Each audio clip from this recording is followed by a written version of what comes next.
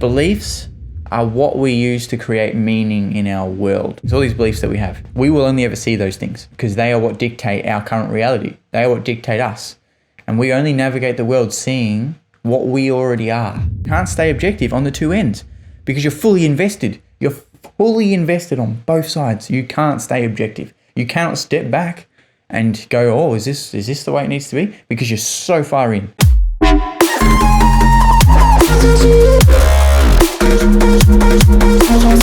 Welcome back to another episode of the Jesse Dawson podcast. Glad to have you here. I love it when you're watching, especially you. You're my favourite. What are we going to be talking about today? Good question. As per usual, it's Monday morning. That's when this comes out. But if it's not Monday morning, then it's another day for another episode, another conversation. And we're going to be talking about what actually is, or more importantly, what is actually.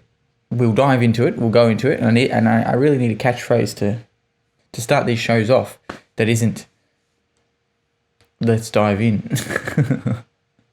To be confirmed. To be confirmed. Let me know if you have an idea for a catchphrase. So, what is actually? What do I mean? It's not correct grammar. What the hell am I talking about? I'm talking about how we perceive reality, our perception of the world. Everyone in the world has their own version of reality. We all have our own map of the world. You know, if you've ever watched or listened to any sort of NLP training, good or bad, regardless of the stigma on it, we all have our own map of the world. We all have our own version, our own identity within the world, our own thoughts, and we're allowed to think whatever we want, right? So it's about perception. It's about how we perceive what's going on around us and what we make of that and what that means to us. So let me unpack that just there before we move on to the next thing. So let's say story time. Cross your legs and sit in a circle. It's story time. Let's say there is an event of a car crash. Let's say nothing serious. No one dies or anything like that in this particular story. Just a bump. You know, and it's coming to the traffic light and boop, and it hits the bumper. A bit of damage on the front and the back of the car. Drivers pull out to the side. One of them gets out. He's like, "Why did you do that for?" He's kicking off. And the other one's like, and trying to defend it. Everything ends up being okay. They exchange details and he shoots off to wherever they were going. And then repairs ensue and blah, blah. But when that crash happened, there was someone standing on the side of the road. There's another person behind them sitting on the side of the road, just walking past. Someone on the other side of the road. There was another driver. And let's say there was a shop that they stopped out in front of and the person in the shop also saw what happened. So that's 1, 2, 3, 4, 5, and the two drivers. Now, the driver at the back thinks that the driver in front stopped too early and they didn't have time to stop and they hit them. The driver in front thinks the person just rammed them in the back for no reason and now there's damage on their car. The person beside couldn't really tell who stopped or who didn't because they were stopping themselves and wasn't really paying attention. All they know is they turned and then there was a crash. So they're not sure who was at fault. There was definitely a crash and there was arguments. Person on the front of the road looks back and sees the person ram into the person at the front and thinks they did it and it's all their fault. And then the person at the back clearly saw that the front car was stopping way too early, way too hard and didn't give enough of a warning that they were coming to a stop and then the person hit. Person in the shop, they see the collision. They think that the argument is getting worse and it was heated and it was really dramatic and overwhelming and didn't lock the door of her shop because she didn't want anyone coming in, didn't want it escalating any further and, you know, stayed back. And as you can see, that's like an example of one event from all the different perspectives of the people in the thing. And the person across the street, I don't know, maybe they think that the person in front of the front car stops, which caused the second person to put their brakes on way too early and then caused the crash with the third person. Whatever the thing is, right? So let's say that's the case. But they all saw the same occurrence, the same events. Everyone saw it with their own eyes, firsthand, and they all have a different story. They all have a different, what's the word? A different account. That's the recount. Different account of the events. A recount of the events. They had a different recount of the events, and they all saw the exact same thing. So why the hell is this important? Like, what's the point of this story? What's the point of all of the long-winded thing about perception?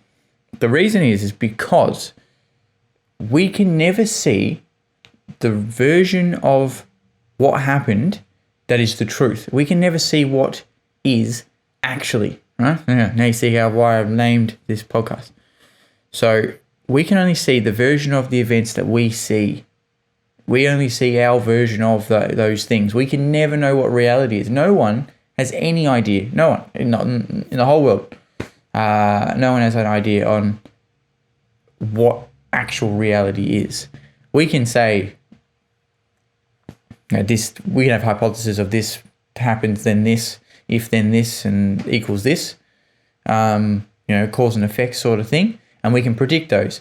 But then we have our version of the cause and effect events, and then someone else watches it and they have their version. They may be very, very similar, but they're not identical because we're all our own unique individuals.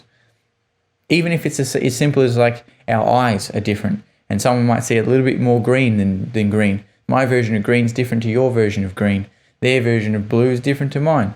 And if you taught them that green was actually blue, they would go their whole life thinking that was blue, when it's not, when it's green. So it just depends on what we've learned through our life. It depends on the exposure, the things that we've been, things we've experienced, our reference points that we have in life. So, bring this back a little. We can only see the events of what happened through the lens of our own filters. So we have filters, and we determine the meaning of the events off of these filters. And just to back it up again, if let's say there's a map, an actual map or a photo of something, that's not the thing that we're looking at. It's a representation of the thing, which in this instance, even thinking about our memories and what we remember of something, that our memory itself is a representation of an event. It's not the event or the event or the reality of the event or what actually occurred at the event. It's our memory, our version of the event. And every time we remember back to the memory, then that becomes a memory of the event, and then a memory of a memory of a memory of the event. And before we know it, things we know from our childhood are nothing like what actually happened. There may be some very specific details that you can remember that stand out, but that memory is now diluted. Every time you remember a memory, it's more and more diluted. So we can never know what actually is and what reality is and what our memories are, essentially lying to us and those kinds of things. Keep your memories though, they're not going to do you bad. they're going to help you navigate the world. And that leads me into the next point, is that when we see an event through the filters of our life, and these filters have been built through our experiences. So, for instance, a chair, we know that we can sit on a chair. We know that it's going to support our weight, and we don't have to reanalyze a chair every time we go into a restaurant. We don't have to look around and think, well, there's a thing. What's that? It's got legs. It looks like it's sturdy enough. It's made of wood. It's a thing, and we have to re-diagnose the chair every single time it comes up. We just know that the chair is safe to sit on. We can sit on a chair, and we can make that belief. We can make that generalization of our reality really quickly. And we can get on with our life. So we don't have to redo that every time. So we have these filters that enable us to make really quick decisions so we can live and survive, essentially, so that when we're being chased down, by some sort of animal in prehistoric days, we were able to make really quick decisions on what we know to be true and what isn't true. This is commonly called a belief. And beliefs are often what are in place that help us filter the world. All right, so I hope this is all making sense, because I feel like I'm jumping a bit around here, but let's trust. I'll watch it back and we'll see. My trust is making sense. And the beliefs are what we use to create meaning in our world, or the other way around. Meaning is also what we use to create beliefs. What we made an event mean, and then what we now believe about the event. And then that belief helps us navigate the world in future, which then acts as a filter on future events, which we then create meaning off of. Then through the filter of belief, we then create new meaning, which then creates new belief. And then that adds to the pile of beliefs that we have to navigate the world. So I trust that makes sense. So recap really quick, just to make sure you've got it, in case I just feel like I rambled that too much. So an event happens, we perceive an event, and it filters through any existing beliefs that we've had through our life, that we've learned through childhood and through experiencing and falling down and getting up or being hurt or learning and winning and every experience in life. We create beliefs. The information filters through the belief, and then we're able to say, okay, this event means this. So the person in the back of the car, in the back car of this story that I used before, slams into the person in the front and they're like, oh, now I've crashed. And now whatever that means for them is how they're going to react and how they're going to respond to that event, to that action, the stimulus from the external world. And it's all going to come down to their beliefs, because you can put two people in the same position that crash into the back of someone, and two people are going to react differently. One person might come out and be really sorry and apologetic and say, here's my details, take it. The other person could start yelling at the person in the front for stopping too early or whatever, because that's what they believe. So they're going to navigate the world like that. And then we then create a meaning from the beliefs and that, and then we're able to back up and create new beliefs that then help us navigate the world further. Okay? So I trust that sends home. So I trust that you can see beliefs tend to help us navigate the world and control a lot of our decision making, because they're reference points. They're reference points is what they are. Well, beliefs are reference points, and they're a certainty about something. And we're only certain because we've had an experience that shows us that that's the truth. So it can be, as I said, about a chair, as small as a chair, or it can be as macro as political beliefs, race, gender, equality, all the lovely things we like to talk about in this world. And I'm leaving those there. When we navigate the world using all of these types of beliefs, we get to a point where the belief comes in, and however it was made, whether it's through an experience, someone told you, whatever, belief's there. Now when we live the rest of our life going forward, this belief comes with us. It steers some of the ship. And that happens with all the other beliefs we have, all the hundreds and thousands of beliefs we have around the world. That a light turns on and you can see in the dark, things like that. They enable you to navigate the world in a lot faster pace. As going back to what I said about the chair, you don't have to reevaluate every single time you see a light switch, or every single time you see a chair or a cup or your phone rings, and you don't have to analyze like, oh my God, what's that noise? Where's it coming from? It's coming from this device. Oh, what's that device? It's my phone. What's a phone? And you have to go through and understand what it is. You would never be able to do anything. You'd be paralyzed with just having to relearn everything all the time. So beliefs come in to then enable you to make snap decision and move forward. But it will only ever allow you to make that decision moving forward. So now we have to look into the negative side of beliefs. So beliefs filter information. So if information comes in from wherever, and it hits the belief, and the belief does not agree with that information that's coming in, deletes it. And then you don't have any inkling that it even came into your brain. It's not relevant to you. It's not who you are, so it doesn't matter. So it's deleted.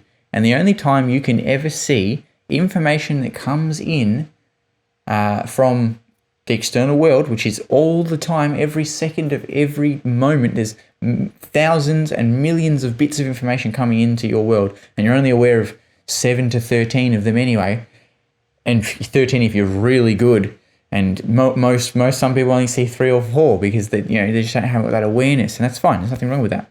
But we have so many bits of information coming in. Our subconscious is grabbing them all, but our conscious mind requires beliefs to make these decisions.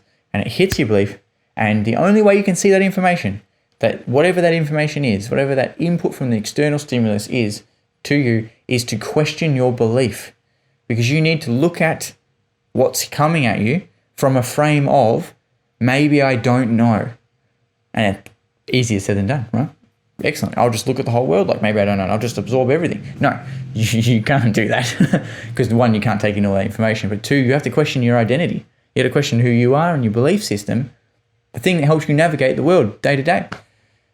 So you have to come in, let's say something happens like a car crash in the thing, going back to that same story, and you're the person at the back that hit the person in the front, and you know well that was your fault. You were like, I didn't brake in time, I just didn't even see, I was looking down at my phone, I was changing the radio or the aircon, or I just didn't brake in time and I'm silly. And you know it was your fault. Normal reaction is usually that you would get out and start yelling. The only way for you to do anything differently and to mix things up, to not come in at the belief that you're right and that it was their fault and blah, blah, blah, is you need to look at the frame of, was I right? And come at it with a different lens on. You've got to essentially take that belief off and just see if it's true or not. It's almost like doing a hypothesis and saying, okay, this is what I think happened. Now let's test out what happened and let's see the result. And then you can then go, okay, no, that belief is serving me. I'm going to keep it. Or you can choose to let it go. And we'll get into that in a bit as well. That being said, again, I just feel like I'm rambling in this one. I'm probably not, but I really feel like I'm pulling strings out of nowhere here. Let me know in the comments. Give me feedback on this, please. So our beliefs dictate what we see and what we don't, and how we navigate the world.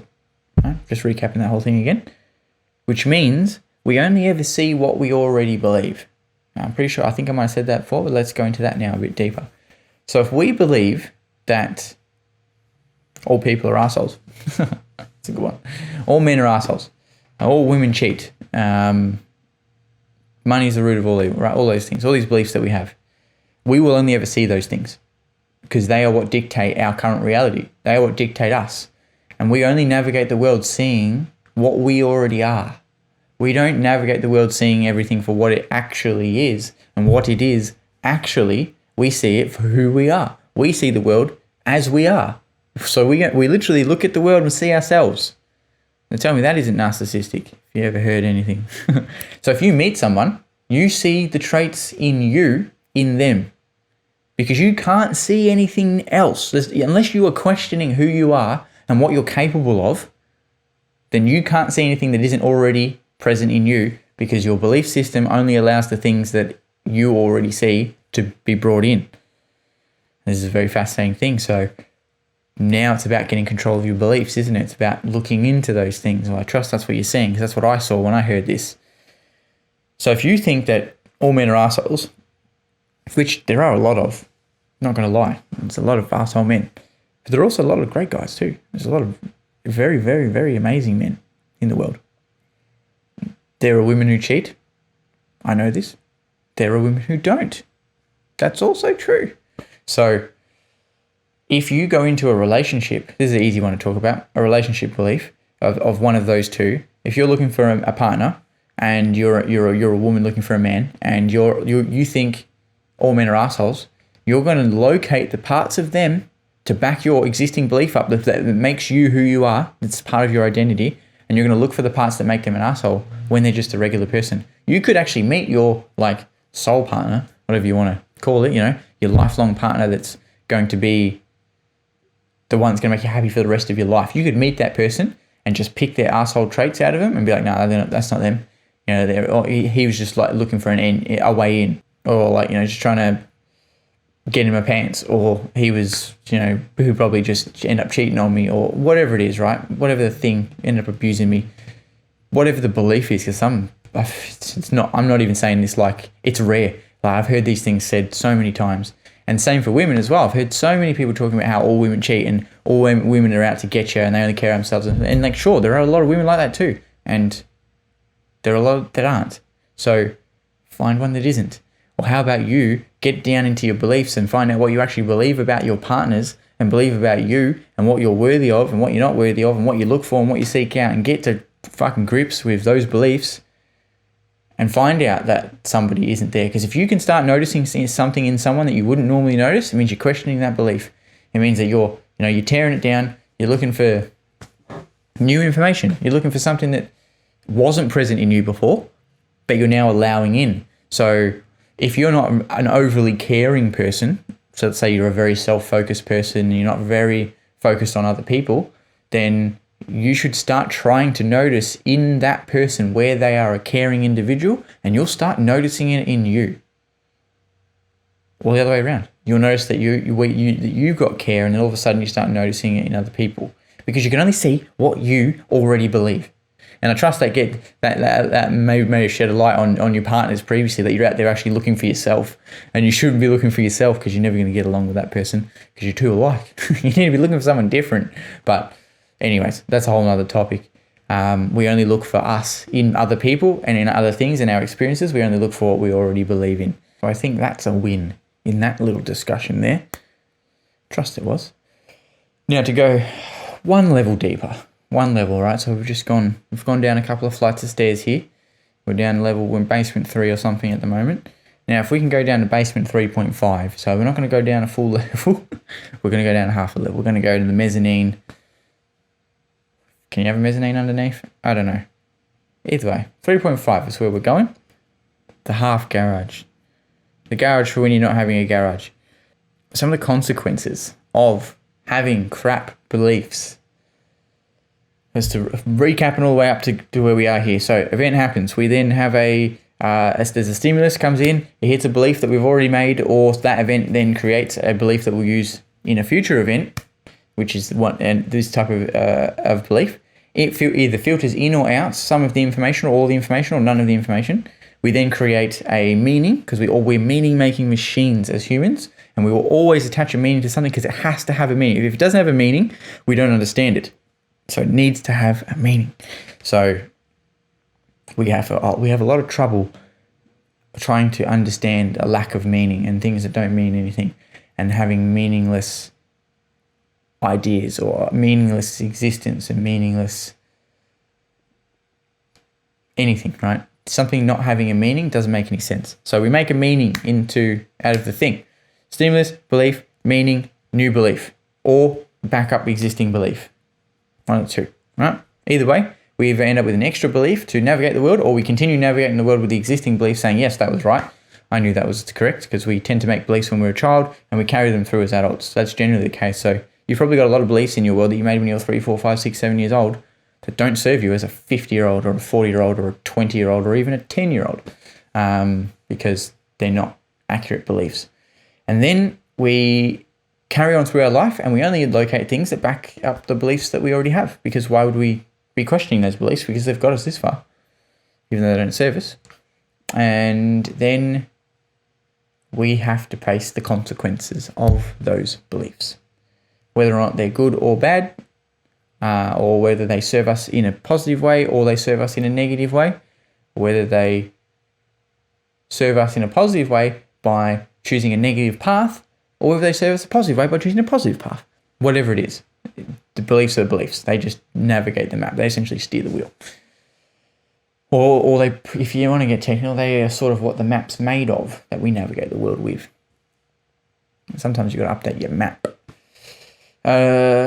So, consequences of having crap beliefs. We get to a point where we have a crossroads. We're in a crossroads. We hit a fork in the road, and we have to go one way or the other way. And our beliefs and our identity that we've created, and all of the external resources and values and all these other things that also come into play, will help us make the decision. So we have our beliefs that are going to say this path's a better choice, or this path's a better choice, or we get stuck, or we have to make a decision, force down one of the forks in the road, and then we make up new beliefs as we go that back up our existing reality and our identity and who we think we are. So what happens when you have a crap one? What happens when you have a crap belief and you're at the fork in the road? You have to make a decision, but your beliefs generally have made you make bad decisions in the past. The obvious answer would be, well, don't listen to the beliefs and choose a different thing. But how do you know to do that? You don't, because you've always done this. This is all you know. This is a path you've walked forever. You can't just walk off the path all of a sudden unless you question your identity and who you are and everything that you're made up of. So you choose the path of your belief. And that belief can be money's the root of all evil. Let's talk about money for a second. You win tax lotto. That's the fork. Maybe that's the fork, is winning tax lotto and what to do with the money. I don't know. Whatever the fork is. And you have $10 million, $20 million, $50 million that you win in the lottery, off a lottery ticket or a scratchy or something. You then have all this money, but you believe that money is the root of all evil. The only way to hold on to that money is of two ways. One, you spend that money like there is no tomorrow because you don't want to be evil. Because money is evil, you need to get rid of it. You can't hold it if it's evil. Like what? You're not evil. You don't believe you're evil. I don't think anyone truly believes they're evil.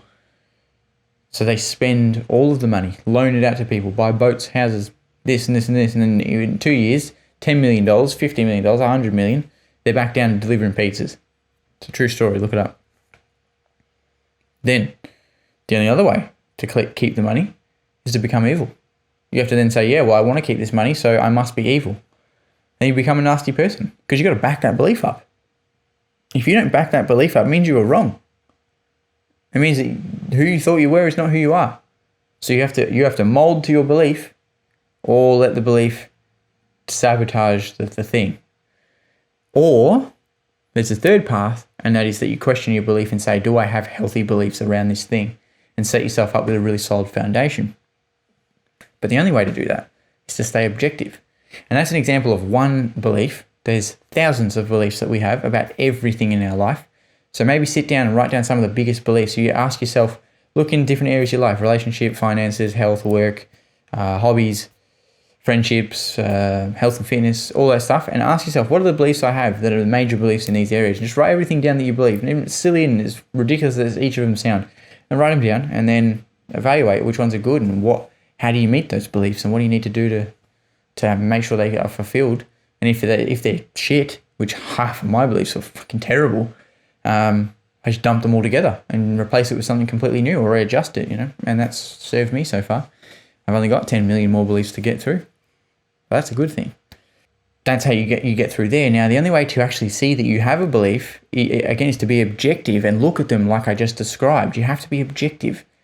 And you can't be objective if you're always so invested in your beliefs. You need to step back and be the observer of you. You need to be I'm going to quote my mentor, Joe Pane here. I'm going to quote him twice in this actually. Right now, he says you have to be I don't know who he quotes someone and he says this, so I don't even know who this is from, but you have to be the observer of the events. You need to be you need to become the observed and be the watcher of the observed, which is you, right? So you need to be the observer. And I butchered the hell out of that, but that's fine. And you need to look at your actions, look at your behaviors, look at what you do regularly, look at your beliefs, all of you, and ask yourself, is this the best I can be? Is this the best that thing can be? Does that serve me to the best of my ability, or is it to my detriment? Is believing that money is the root of all evil to my benefit or my detriment? And I can tell you right now, it's a detriment. It's not a good belief to have. Money is just a tool. It's a tool to enjoy more of life, to enjoy the depth of life, to enjoy more experiences with the people you care about in life. It's a tool that enables you to live more and live deeper and with more meaning. Like that's what money is. It doesn't dictate anything. Money is an amplifier. It amplifies who you already are. So if you get money and become an arsehole, well, guess what? You're an arsehole the whole time. Money just allowed you to allow that piece of you through. And it's all backed on a belief. Change your belief. Change who you are. That's it. Change it. Well, Tony Robbins. I almost did Tony Robbins' quote there. Change your belief. Change your life. There you go. So be an observer. Ask yourself in all kinds of situations, especially when you get heated or you're getting spiked in emotion, whether it's good or bad or indifferent, or just your day-to-day routine. Ask yourself, is this the best it could be? Is this the most resourceful it could be? Is this the most efficient way I can do this? Am I cutting myself short? Am I overstepping? All these different questions you ask, they all work. It's just which question you ask in the right moment, and they will all get you somewhere. And you've got to be the observer of your actions to then determine whether there's a belief getting in the way. All right? So I think that's that point covered off pretty well. Again, tell me in the comments. And now to quote my mentor again, Joe Pane once again. He has a podcast, by the way, so go and follow that. Just type his name, Joe, Joepane, Pane. It's called something. It's called The Insights. Thank me later. He says in actually one of his podcast episodes, he talks about warm water, right? Staying in the warm water. So what does he mean? What do I mean? We have, in life, everything's a scale, right? Everything is a scale. Being self-focused versus others-focused is a scale. And I think I'm going to do a video on that sometime in the future, whenever that is, 6 months from now, who knows? And politics has a scale. The amount of light in a room has a scale. Everything is a scale. Nothing's black and white. Everything is shades of grey. And on the two ends of the scales, so if we use, we've got narcissism, codependency, you've got left wing, right wing, you've got dry, wet, you've got healthy, unhealthy, positive, negative, everything, right? All has a scale. And you can slide up and down the scale of life in all these areas. They all scale in different areas and sum to a scale, good and bad, I suppose, whatever you want. And he talks about, on one end of the scale, there is hot water, steam. And like I say, it's so hot it's evaporating, like a gas, like it's steam. And on the other end, you have ice. And in the hot steam, you burn yourself. And in the ice, you get frostbite. You can freeze to death. So spending too much time on either end of the scale is bad. Spending too much time on the radical left and the radical right, bad. Very bad. And the reason that it doesn't matter what the topic is, insert topic here, two ends of the extreme are bad because they only see one side. They can only see one side of the pool party, and that's all they see. And you can't stay objective. This is the point. Wrapping it back in, this is why I'm saying this. You can't stay objective on the two ends because you're fully invested. You're fully invested on both sides. You can't stay objective. You cannot step back and go, oh, is this the way it needs to be? Because you're so far in. And the further towards the ends of the scale, to quote him and paraphrase him, Joe Parney, he says the further down the scale that you go, the further into the ice and into the steam you walk, the more you lose your way, the more you fall off your path, the more you step away from where you're going, because the path is here. The path is here. And the ice is this way and the steam is this way. So the further you walk towards the ice or the steam, to the polar ends of the extremes, the further away from the path you will end up walking. The further away from reality you end up walking, and you lose your way. The way of your heart, the way of your soul, you lose your way.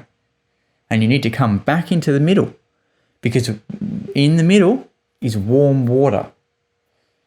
You have ice and you have steam, and when they combine, you end up with a warm pool of water. And that is really relaxing, it's calming, it's healing, it's enjoyable. Burning yourself in the steam is not enjoyable. Freezing to death in the cold is not enjoyable, and you're always at war with the other. And in the warm water in the middle, that's where the game is played, because you're able to stay objective. You're able to look at both sides. You're able to lean if you need to. You're able to step back and see. And it also is healthy to dip in every now and then, because you've got to have perspective. You've got to have a perspective. But if you spend your time on one side, you end up losing your way. So you need to come back to the warm water to stay objective, to stay present with you, and to be walking the path of your soul, of your heart, of the meaning that your beliefs tell you need to walk. And the only way to know that your beliefs are serving you and true to you is to be in the warm water. You need to be in the warm water, swimming in the pool. You need to get in the water and stay in the warm water. And what that enables you to do, as I said, stay objective. You can then look at your beliefs, evaluate what's serving you, chuck out what's not serving you, change what's not serving you into something that is serving you, and march forward with it. And you're able to live a deeper life. You're able to live a life that isn't so cold or heated, emotionally spiked, or so boring and dull that it's forgettable, because that's awful.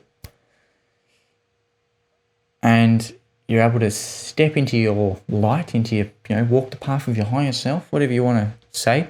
You can live more deeply with more meaning, live as more of you, bring out more of you, be happier, experience more events that lead to happiness, experience more responsibility and more impactful, meaningful, deep, full of love and life experience. And that's what happens when you can stay objective and question your beliefs, because then you're cutting out what doesn't serve you, and that's unique to everybody as well. That is unique to everyone. What serves them is what serves them. So what serves you is what serves you, and you need to be true to that and stop denying yourselves of those things because of beliefs you made when you're 5 years old, or beliefs you made last week in a heated moment at the office. So I think that's a good one. I think that came around full circle. I'm pretty happy with that. We'll see. Let me know what you thought. Comment, subscribe, like, share it, do all the things. Send it to someone that needs to know. Send it to someone. Here's the thing. Send it to someone who's on the outer edges and needs to get their asses in the warm water. Someone that needs to get their ass out of the steam, out of the sauna, because they're just too hot-headed and too charged and too spiked emotionally with what's happening in the world. Bring them in the middle. Send to someone who's freezing their ass off and hermiting their life away and isolating themselves and is being really dull and boring. No offense to anybody, by the way. And bring them into the water. Show it to them so they can breathe more of life. They can uncage themselves and live life beyond words, something with meaning, and bring them into the water. That's your homework. But yes, like, comment, subscribe, share it, follow, all the things, and enjoy the rest of your days, evenings, nights, mornings, all the meals you have in your day. Stick within your calorie count. I trust whatever you're doing it fully and enjoying every moment of it. And I will see you in the next episode, where we're going to talk about something that I don't know yet. So, yeah, excellent. That's a wrap.